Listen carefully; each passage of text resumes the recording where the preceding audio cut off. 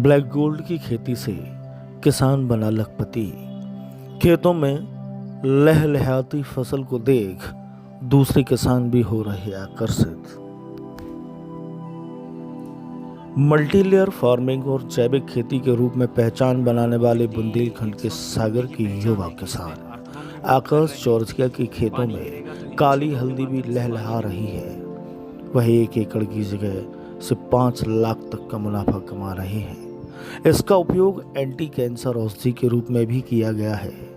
काली हल्दी सामान्यतः ठंडी प्रदेशों जैसे असम, गुवाहाटी, शिलांग, हिमालय क्षेत्रीय भूमि में होती है, लेकिन आकाश चौरसिया ने कम पानी वाले बुंदेलखंड जैसे इलाके में भी सफल प्रयोग किया है। यही वजह है कि अब दूसरे किसान आकाश से इसके गुण सीखने के लिए उनके पास आ रहे हैं। आकाश चौरसिया बताते हैं कि 1 एकड़ में हल्दी की खेती करने से 5 लाख तक का मुनाफा कमाया जा सकता है। काली हल्दी का उपयोग दैनिक जीवन में करने से व्यक्ति स्वस्थ और निरोगी रहता है। इसके अलावा इसके पाउडर, पेस्ट और तेल का भी मेडिसिन के रूप में उपयोग किया जाता है। आकाश चौरसिया पिछले 3 सालों से काली हल्दी की खेती कर रहे हैं। इसके लिए वह मल्टीलेयर मॉडल का उपयोग कर रहे हैं। इस मॉडल में वह खास और बांस का एक स्ट्रक्चर तैयार करते हैं। खड़ी हल्दी पाउडर, तेल, पेस्ट से होती है कमाई, जिसमें ज़मीन पर काली हल्दी की खेती करते हैं और फिर इसमें स्ट्रक्चर पर लता वाली फसल को लगाते हैं। आकाश चौरसिया बताते हैं कि काली हल्दी की खेती को 2 प्रकार से किया जा सकता है। अगर आप मल्टीलेयर फार्मिंग में करते हैं तो फरवरी के महीने में हल्दी को लगाया जाता है। 9 महीने में यह मैच्योर हो जाती है और नवंबर के अंत या दिसंबर की शुरुआत तक इसकी खुदाई की जा सकती है। 1 एकड़ की ज़मीन में 25 क्विंटल हल्दी का उत्पादन हो जाता है। आइए जानते हैं आकाश चौरसिया ने और इस हल्दी की खेती के विषय में क्या कुछ कहा। खास रिपोर्ट द धर्मराज न्यूज़ पर।